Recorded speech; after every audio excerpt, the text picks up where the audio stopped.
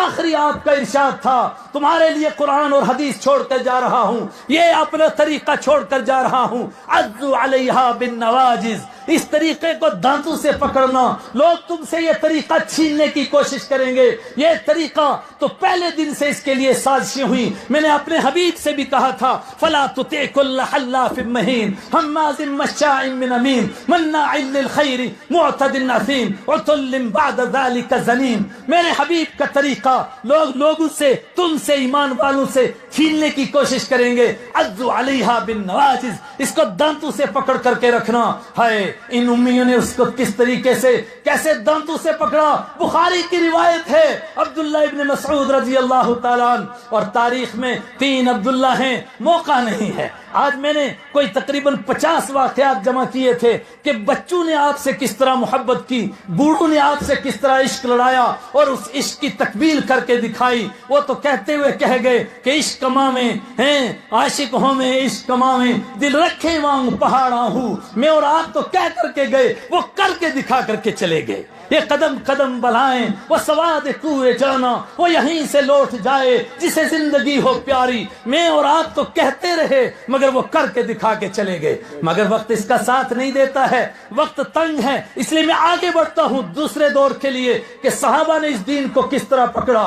حضرت ابوبکر صدیق اٹھے اور لوگوں نے ان کو نرمی کا مشورہ دیا کہ حضرت تھوڑے نرم رہیں اور فلاں کام کے لیے اور فلاں کام کے لیے جھگڑا نہ کریں, اس لیے کہ ابھی حالات بڑے خطرناک ہیں. فرمایا اینقص الدین وانا حی, کیا میں زندہ رہوں, ابو بکر زندہ رہے اور لوگ دین کے ٹکڑے کرتے رہیں, یہ مجھ سے برداشت نہیں ہوتا ہے. حدیث کے الفاظ ہیں, فرمایا اگر مدینہ کے کتے رسالت معاب کے گھر پر حملہ کریں گے صلی اللہ علیہ وسلم اور ازواج مطہرات امت کی ماؤں کے پونچے پکڑ کر کھینچیں گے, ابو بکر برداشت کرے گا. مگر اللہ کے دین میں اور حبیب کبریا کی سنت میں کوئی کمی زیادتی کرے گا, ابو بکر برداشت نہیں کر سکے گا. ہائے ہائے, بخاری کی روایت ہے عبداللہ ابن مسعود رضی اللہ تعالیٰ, میں نے کہا یہ 3 عبداللہ ہیں آپ کے خادم. ابن مسعود رضی اللہ تعالیٰ کبھی آگے چلتے ہیں, کبھی پیچھے چلتے ہیں, کبھی حبیب کبریا کے لیے مسواک رکھتے ہیں, کبھی پانی رکھتے ہیں. عبداللہ ابن مسعود, عبداللہ ابن عمر رضی اللہ تعالیٰ, اللہ کے حبیب نے دعائیں دی. ایک امام الفقہ ابن مسعود رضی اللہ تعالیٰ, دوسرے امام المفسرین اور ابن مسعود ابن عباس رضی اللہ تعالیٰ, اور تیسرے امام المحدثین حضرت عبداللہ ابن عمر رضی اللہ تعالیٰ. عبداللہ ابن مسعود رضی اللہ تعالیٰ, اللہ کے حبیب نے ایک موقع میں فرمایا حبر هذه الامہ, اس امت کے علم کا سمندر ہے اس کے پاس. وہ کوفہ میں تشریف لے گئے, ایک امام کو دیکھا کہ ہر روز فرض نماز پڑھ کر کے دائیں طرف مڑتا ہے, سجی طرف مڑتا ہے. آج ہمارا امام بھی مڑتا ہے اور بار بار مڑتا ہے, کوئی حرج کی بات نہیں. بخاری کے الفاظ ہیں, جو اٹھا کر کے دیکھو. عبداللہ ابن مسعود نے جب دیکھا کہ 2 دن امام ادھر سے مڑ رہا ہے, فرمایا جو آدمی یہ سمجھے کہ دائیں طرف مڑنا لازم ہے, اس نے اپنے دین کے اندر شیطان کے لیے بھی کچھ حصہ رکھ لیا. لوگ حیران ہوئے, حضرت کیا فرما رہے ہیں؟ فرمایا میں نے اپنے آقا کے پیچھے کتنی نمازیں پڑھی ہیں, میں نے دیکھا کبھی آپ دائیں مڑتے تھے مگر کبھی کبھی بائیں بھی مڑتے تھے. یہ امام ہمیشہ دائیں کیوں مڑتا ہے؟ یہ سنت کے خلاف کر رہا ہے. ہائے ہائے, وہ گئے یہودی جو اپنی طرف سے یحرفون الکلمہ عن مواضعہ, یہ امی پہاڑ بن کر کے کھڑے ہوئے, چٹان بن کر کے کھڑے ہو گئے. عید کا دن ہے, ایک آدمی جلدی آ گیا, ذرا صوفی مزاج ہے, نماز پڑھنے کھڑا ہوا, پیچھے سے حضرت علی آئے اور پکڑ کر کے یوں زور سے جھٹکا دیا, وہ جا کر کے گرا. وہ اٹھا, اس نے کہا میں نے کس کی مخالفت کی؟ آپ نے میری نماز بھی توڑی اور نماز میں مجھے گرایا, آپ نے تو گستاخی کی حد کر دی, یہ کیا کام کیا ہے؟ فرمایا تو نے گستاخی کی حد کی ہے. تو نے کس کی مخالفت کی؟ تو نے اس کی مخالفت کی جس کی رضا رب چاہتا ہے, وہ محمد مصطفیٰ صلی اللہ علیہ وسلم ہے. میں نے کتنی عید کی نمازیں پڑھی, میرے حبیب نے, میرے آقا نے یہاں پر کبھی بھی عید سے پہلے کوئی نفل نہیں پڑھے. تو کون ہوتا ہے نفل پڑھنے والا؟ نہیں ہے موقع اس کے لیے کہ میں مزید اس کی تفصیل میں بھی جاؤں. ایک اور حدیث سنائی تھی, کیا تھا؟ لا یکون, تم میں سے کوئی مسلمان نہیں ہو سکتا یہاں تک کہ مجھ سے ماں باپ سے زیادہ, اولاد سے زیادہ, ساری کائنات سے زیادہ محبت نہ کر کے دکھائے. عرض کیا کیا ہے محبت کا مطلب؟ فرمایا لا یؤمن احدکم حتی یکون ہواہ تبعا لما جئت بہ، اس وقت تک کوئی مومن نہیں ہو سکتا جب تک کہ اس کے ذہن کی سوچ اس دین کے تابع نہ ہو جائے جس کو میں لے کر کے آیا ہوں۔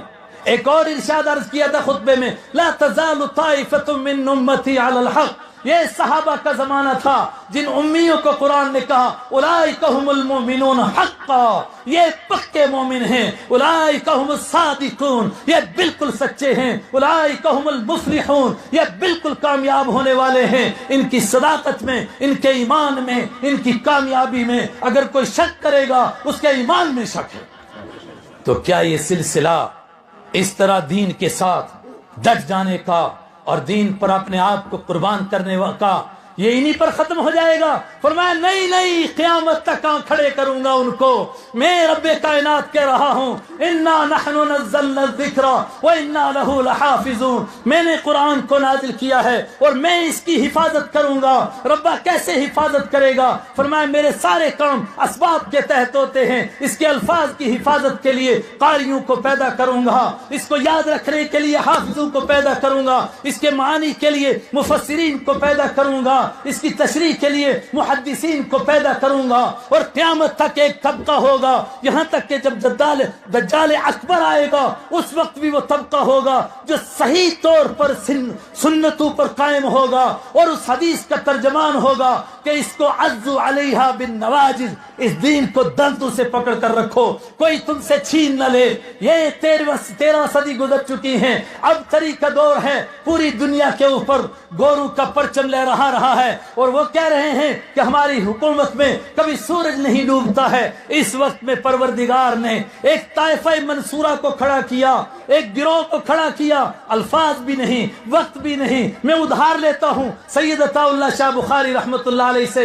اس نے کہا جب میں اس طائفہ پر غور کرتا ہوں مجھے ایسا لگتا ہے کہ صحابہ کی روحوں کا ایک قافلہ جا رہا تھا، ان روحوں میں سے کچھ کو روک کے رکھ لیا گیا اور کہا ان کو 13 صدیوں کے بعد پیدا کروں گا، اس وقت ان کی ضرورت ہوگی، اس وقت یہ پہاڑ بن کر کے کھڑے ہوں گے، کوئی گورو کے مقابلے میں کھڑا ہوگا اور اس کو وہاں گاڑ دے گا جہاں سے وہ اٹھا ہوگا، وہ فقیر درویش کھڑا ہوگا اور قرآن کی آیت کا تفسیر کرے گا، وَمَن يَتَوَكَّلْ عَلَى اللَّهِ فَهُوَ حَسْبُهُ، جو اللہ پر بھروسہ کر لے اللہ اس کے لیے کافی ہو جاتا ہے۔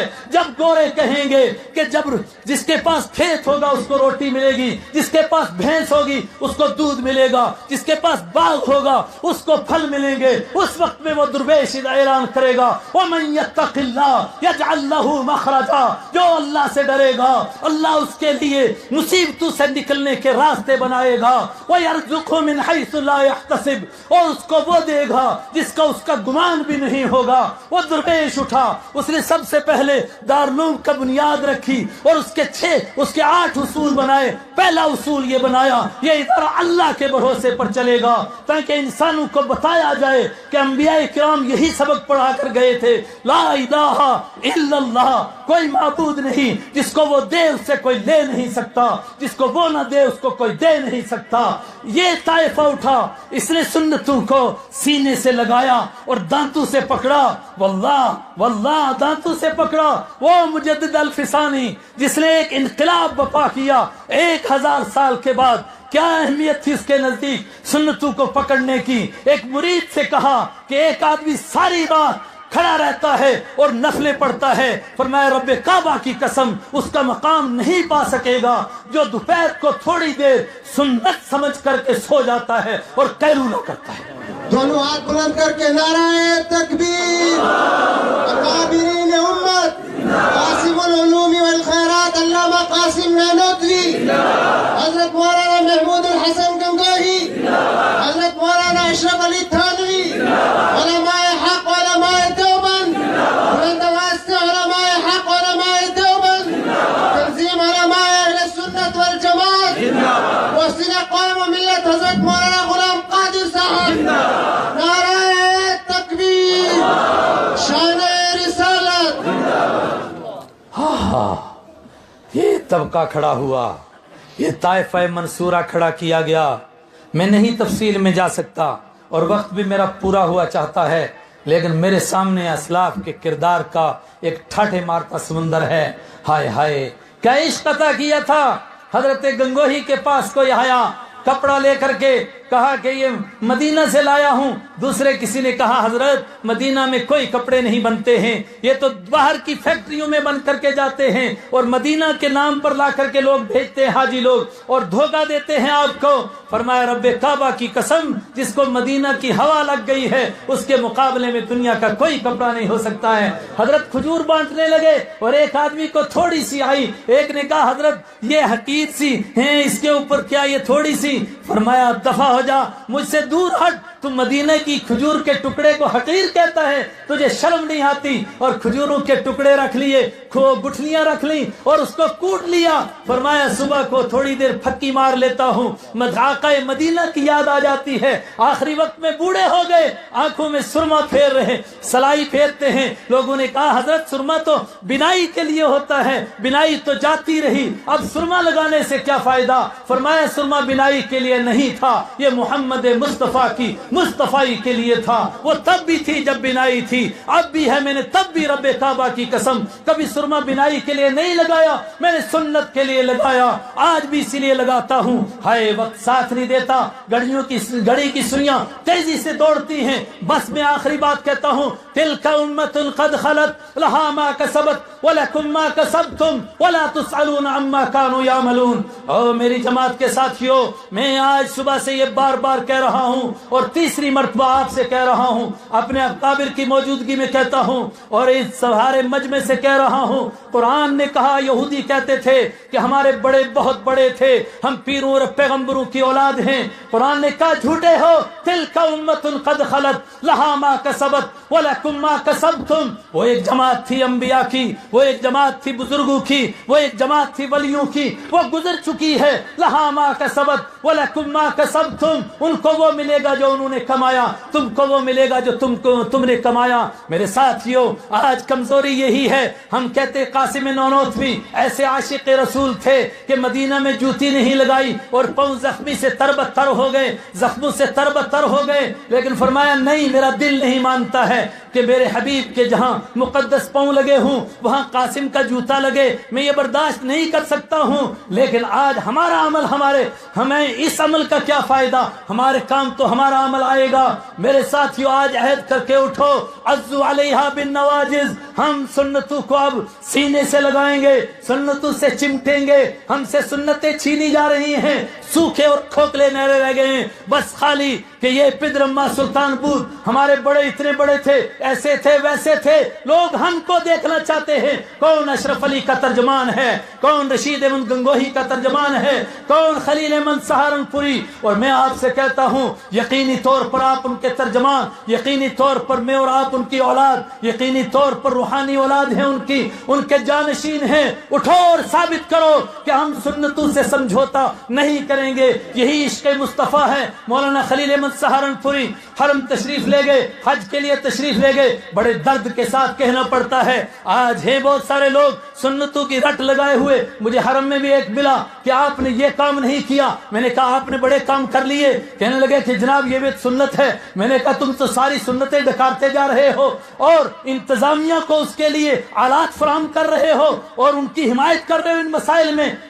سنت تھی 8ویں ذی الحجہ کو سورج نکلنے, صبح کے بعد مکہ سے نکلنا. حاجیوں کو رات کو نکالا جا رہا ہے, اور تم تماشا دیکھتے ہو, تمہیں مولوی کہتے لوگ.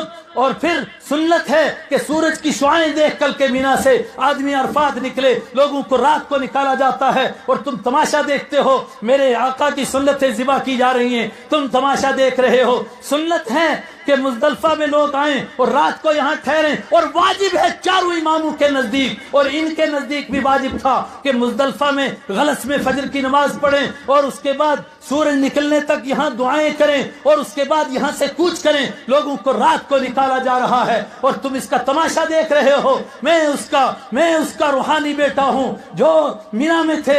حضرت مولانا خلیل احمد سہارنپوری رحمۃ اللہ علیہ, وہ اونٹوں کا زمانہ تھا, ابھی گاڑی نہیں آئی تھی. اس وقت کے جس کو معلم کہتے, اس وقت میں مطوف کہتے تھے, وہ آیا اور ابھی سحری کو حضرت دعا کر رہے تھے اور مشغول تھے اپنے مالک کے ساتھ. اس نے کہا حضرت جلدی چلیے جلدی چلیے. پھر عرفات میں جگہ نہیں ملے گی، اونٹ والے تیار ہو گئے ہیں۔ فرمایا یہاں سے سورج کی شعائیں دیکھنے کے بعد سنت ہے نکلنا۔ تو کون آیا بیچ میں عبادت میں خلل ڈالنے والا؟ اس نے کہا اونٹ والے جا چکے ہوں گے، پھر آپ کیا کرو گے؟ فرمایا جو میرا رب چاہے گا وہ کروں گا، میں سنت کو نہیں چھوڑ سکتا ہوں۔ اس نے کہا عجیب مولوی ہیں آپ کا فرض چھوٹ جائے گا عرفات میں ٹھہرنا، تو کیا آپ فرض کے سنت کی وجہ سے فرض کو قربان کروں گا؟ کہا تو کوئی میرا پیر اور مرشد اور میرا استاد نہیں ہے کہ تو مجھے قرآن اور حدیث سمجھائے، تو میرا ملازم ہے، میں نے تجھے اس کے لیے پیسے دیے ہیں، قرآن اور حدیث میں تجھے سمجھاؤں گا۔ ہم فرضوں کی وجہ سے نہ سنتوں کو ذبح کریں گے، نہ سنتوں کی وجہ سے فرضوں کو چھوڑیں گے، ہم ہر ایک فرض کو سنت کے مطابق ادا کریں گے۔ اگر سنت کے مطابق ادا ہوگا وہ فرض اللہ کے ہاں قبول ہوگا، اور جو سنت کے خلاف ہوگا خلاف پیمبر کسیرا گزیر کہ ہرگز بمنزل نہ خواہد رسید۔ میرے ساتھیوں، میں نے درد دل سامنے رکھا اور آپ کے لیے نہیں اپنے لیے رکھا۔ لوگ ہم کو دیکھنا چاہتے ہیں یہ کتنے سنتوں پر قائم ہیں، اور الحمدللہ الحمدللہ الحمدللہ یہ امت بانج نہیں ہے۔ آج بھی امت کی کوکھ سے الحمدللہ وہ جوان پیدا ہوتے ہیں۔ ایک جوان کو انٹرویو دینا تھا بڑی پوسٹ کے لیے، میرے سامنے کی بات ہے، داڑھی لمبی تھی، اس کے باپ نے پہلے اس کی ٹھوڑی پکڑی کہ آج داڑھی کٹا دے، اور عجیب الفاظ سے ہماری زبان میں کہتا ہے اپنوں کہا ہے آپ پہ بد تو جائے وہ۔ اس نے کہا نہیں ایسا نہیں ہو سکتا۔ اس کے بعد اس کے پیر پکڑ لیے اس سنت کو ذبح کرنے کے لیے۔ اس نے کہا میں ایسی نوکری پر تھوکتا ہوں جو مجھے سنتیں ذبح کر کے ملتی ہے۔ اور باپ نے اس کو چڑھایا تھا، اس کی وجہ سے اتنا بڑا پگڑ بھی باندھ کر گیا، اور وہ بھی کالا باندھ کر کے گیا، اور اللہ نے کرم کیا وہ پگڑی ہی اس کی نوکری کا ذریعہ بن گئی۔ اس سے اس کے مسئلے کے بارے میں بات ہونے تک بات ہی نہیں آئی، اس کو یہی پوچھا یہ کیا چکر ہے۔ الحمدللہ میں ان بچیوں کو جانتا ہوں ذاتی طور پر جن کو پردہ کرنے کے اوپر ان کے والدین نے مارا، ان کے باپ نے مارا، اور اس کے بھائی نے مارا، اور چھوڑو ماں اور باپ کو، سب سے مہربان ماں نے اس کو بوری میں بند کر کے مارا۔ اس نے کہا میں سمیہ کی وارث ہوں، میری ماں میں تیری وجہ سے حبیب کبریا کی سنت نہیں چھوڑ سکتی ہوں۔ میں سعد ابن وقاص کی وارث ہوں جس نے اپنی ماں کو کہا تھا، ماں نے کہا میں کھانا نہیں کھاؤں گی، سر نہیں دھوؤں گی، اور دھوپ سے اندر نہیں جاؤں گی جب تک تو محمد کا دین نہیں چھوڑے گا۔ اس نے کہا تو ایک مرتبہ کیوں مرتا ہے، 1000 مرتبہ مر اور پھر زندہ ہو، میں تیرے مرنے سے ڈرتا نہیں ہوں، جس کا پلہ پکڑ چکا ہوں اس کو چھوڑ نہیں سکتا۔ میں کیوں اتنا زور دے رہا ہوں؟ اس لیے کہ جو بھی خوبصورتی کے سانچے اور ڈھانچے تھے وہ حبیب کبریا پر ختم ہو گئے۔ خدا کی قسم او رخ مصطفیٰ وہ آئینہ ہے، اب ایسا آئینہ نہ ہمارے خیال میں آ سکتا، اور بخاری کے الفاظ میں کہیے کہ نہ دکان آئینہ ساز میں، پروردگار نے وہ سانچے توڑ دیے جن سے مصطفیٰ کو بنایا گیا تھا۔ اب وہ سانچے باقی نہیں، اب وہ خوبصورت لگے گا جس کا چہرہ محمد مصطفیٰ کی طرف طرح ہوگا، وہ اچھا لگے گا جس کی زندگی ان کی طرح ہوگی، اور جو ان سے ہٹ کر کہے گا کہ یہ میرا کلچر ہے، یہ میری تہذیب ہے، میں کسی اور طریقے پر چل رہا ہوں، وہ اس قول کی مخالفت کر رہا ہے جو آخری حج پر آپ نے فرمایا تھا تحت قدمی ہذا، میں نے تمام تہذیبوں کو، تمدنوں کو اور دور جہالت کے تمام رسم و رواج کو اپنے پاؤں کے نیچے مسل دیا ہے۔ پھر عرض کرتا ہوں کہیں ہم کہ فلاں بدعت کر رہا ہے، مفتی صاحب نے کہا علمی تحقیق پیش کرے، مگر ضرورت اس کی ہے کہ ہم سنت پیش کریں، اس لیے کہ ہم سے قبر میں ہمارا سوال ہوگا، ہم سے پوچھا جائے گا نہ کر ادھر ادھر کی باتیں، یہ بتا قافلہ کیوں لٹا، مجھے رہزن سے غرض نہیں، تیری راہبری کا سوال ہے۔